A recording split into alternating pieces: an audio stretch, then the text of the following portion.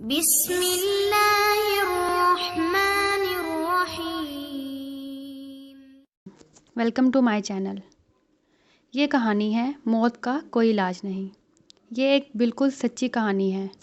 چلیے شروع کرتے ہیں۔ بہت سال پہلے کی بات ہے کہ ایک گاؤں میں ایک لڑکی رہتی تھی جس کا نام نور تھا، اور اس کو بھی دوسرے بچوں کی طرح کھیل کود میں بہت مزہ آتا تھا، اور وہ بہت ہی زیادہ شرارتی تھی۔ بچے تو آپ کو پتہ ہی ہے کسی کی سنتے نہیں ہیں، تیز بارش ہو یا تیز دھوپ، بچے تو کھیلنے سے ہی مطلب رکھتے ہیں۔ ایک دن سخت گرمیوں کا دن تھا اور دوپہر کا وقت تھا۔ نور اپنے کزن شہانہ کے ساتھ اس جگہ گئی جہاں وہ ہمیشہ کھیلنے کے لیے جایا کرتے تھے۔ وہ جگہ ان کے گھر سے تھوڑی ہی دور تھی۔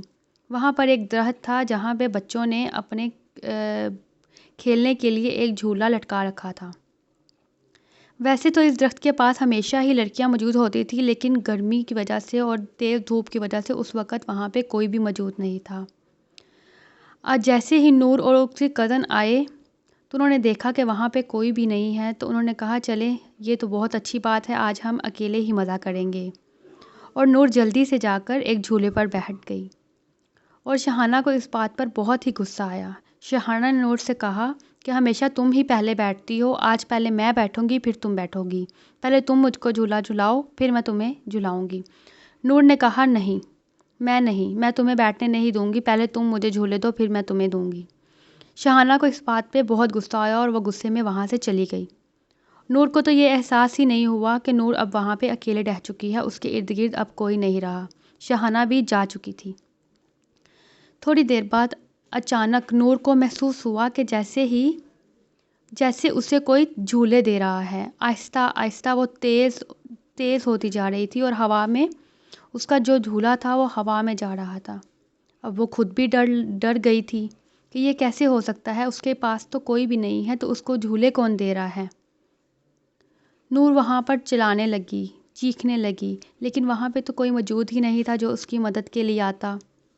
اور بعد میں نور کو عجیب سی آوازیں سنائی دینے لگی، اور وہ اس بات سے بہت ہی زیادہ ڈر گئی تھی، اور اچانک ہی وہ جھولے سے گری اور بے ہوش ہو گئی۔ کچھ دیر بعد جب اس کی آنکھ کھلی تو اس نے دیکھا کہ وہ اپنے گھر میں ہے، پر وہ کچھ بولنے یا سننے کی حالت میں نہیں تھی۔ نہ تو وہ کچھ بول سکتی تھی اور نہ ہی وہ کچھ سمجھ رہی تھی۔ وہ بہت کچھ بتانا چاہتی تھی لیکن اس سے بتایا نہیں جا رہا تھا۔ دن بہ دن اس کی حالت اور زیادہ خراب ہوتی رہی۔